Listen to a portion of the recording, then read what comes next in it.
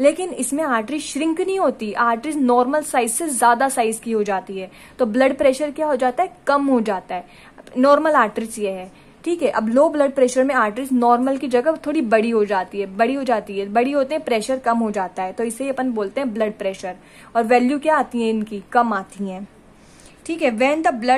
when the pressure of the blood is quiet, अगर blood pressure कम हो जाता है तो ऑक्सीजन एंड न्यूट्रिएंट्स जो होते हैं ना, वो ऑर्गन्स तक सही से नहीं पहुंच पाते। अब ब्लड धीरे धीरे फ्लो करेगा, प्रेशर कम हो गया तो ऑक्सीजन और न्यूट्रिएंट्स जो है बहुत जल्दी सही टाइम पे ऑर्गन्स जैसे ब्रेन, हार्ट, किडनी तक नहीं पहुंच पाते हैं।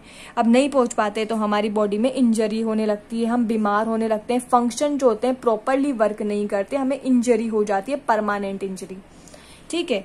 तो लो ब्लड प्रेशर में क्या हुआ, नॉर्मल से बड़ा साइज हो गया, बड़ा साइज होते हैं ब्लड प्रेशर कम हो गया, तो इजीली अपने को न्यूट्रिएंट्स अवेलेबल नहीं हुए।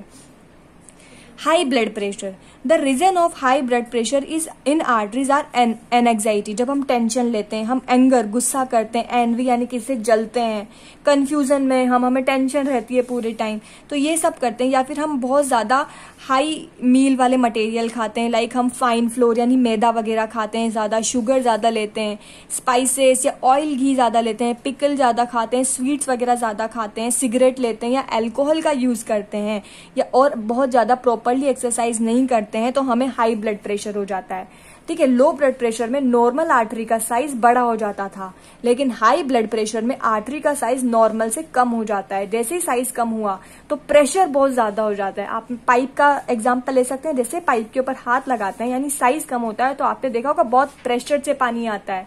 वैसे ही हाई ब्लड प्रेशर में साइज कम हो जाता है तो प्रेशर बढ़ जाता है, और किस किस की वजह से होता है ये मैंने आपको बताया ही है।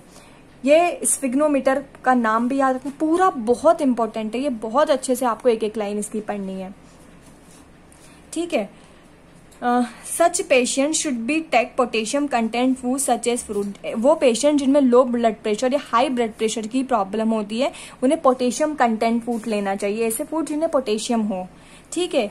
और उन्हें जो पैक्ड आइटम होते हैं ना, सील या पैक्ड आइटम, उन्हें अवॉइड करना चाहिए, ठीक है। प्रॉपर क्वांटिटी में कैल्शियम और मैग्नीशियम वाले फूड लेने चाहिए। कैल्शियम तो आपको पता है मिल्क में, पनीर, दूध वगैरह में प्रेजेंट होता है। फाइब्रस आइटम भी उन्हें ज्यादा लेने चाहिए, यानी फ्रूट्स जो होते हैं फाइब्रस होते हैं, तो फ्रूट्स ज्यादा लेने चाहिए। फैटी और ऑयली आइटम को जो है अवॉइड करना चाहिए। रेगुलर एक्सरसाइज करनी चाहिए, डेली फास्ट वॉकिंग करनी चाहिए 30 मिनट के लिए।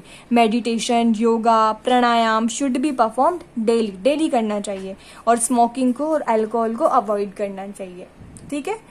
तो आई होप आपने आज तक जो भी पढ़ा वो आपको समझ आया होगा, और अगर फिर भी नहीं आया तो आप कमेंट सेक्शन में डायरेक्टली मुझसे लिख सकते हैं, कॉल कर सकते हैं, ठीक है। तो okay, bye bye and thank you.